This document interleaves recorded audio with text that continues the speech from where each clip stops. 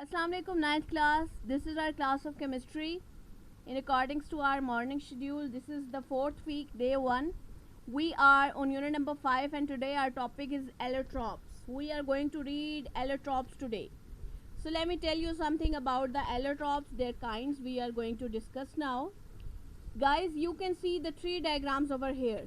These are all of carbon atoms. Carbon atoms are arranged in diamond, graphite and buckyball respectively. One is diamond, one is graphite and one is the buckyball. Although these three have different kind of structures, for example, one is in allotropic form is pentagon, hexagon and the list is the like a saucer ball, because all of these are made up of the same atoms and all of them are in the same condition in the solid state. The different forms of an element in the same physical phase or state is called the allotrope or allotropic forms. You have to highlight the definition. So what are the allotropes? Allotropes mean those things which are chemically or internally same, but the appearance of them is different. So here you can understand this by these diagrams. What are these three made up of? These are made up of carbon, but their appearance or their shape is different. So these things are called allotropes of each other, or this phenomenon is known as allotropy.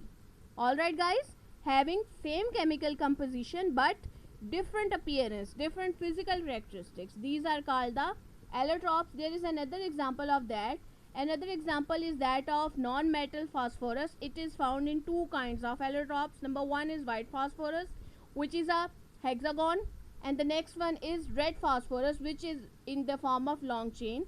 First one is called P4 because there are 4 phosphorus atoms joined together, and next one is called the red phosphorus. In red phosphorus there are bonding to the other phosphorus atoms with the help of long chains. These are also allotropes. Why?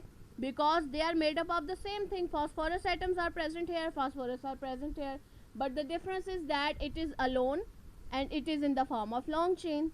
Alright, so their appearance is different, but their chemical composition, the thing which is them made up of, is the same.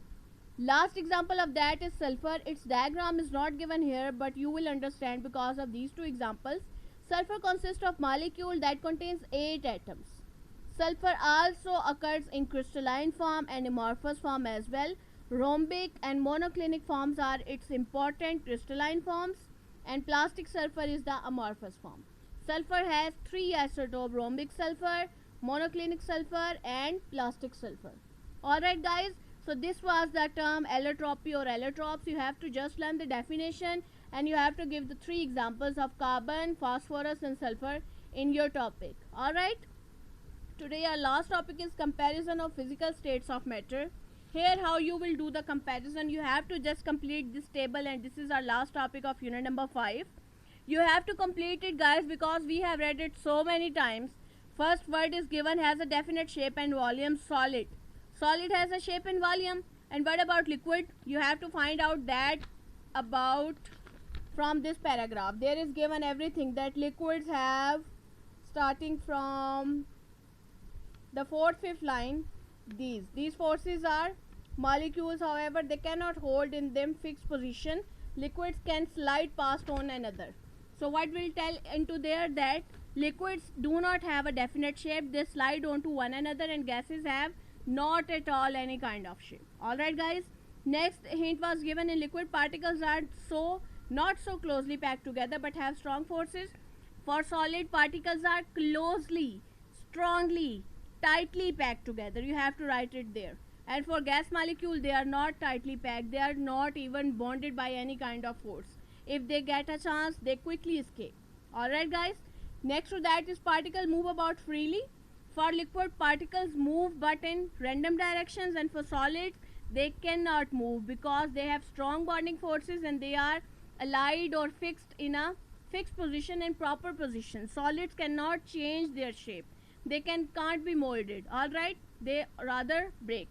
You have to complete this table on your book. I have told you how to complete, and if you still have any kind of query, then you will complete it with this paragraph. Here 3 lines are for gas, 3 for the liquid form, and the last are for the solids. Alright guys, you have to complete this table and then we'll go for the exercise.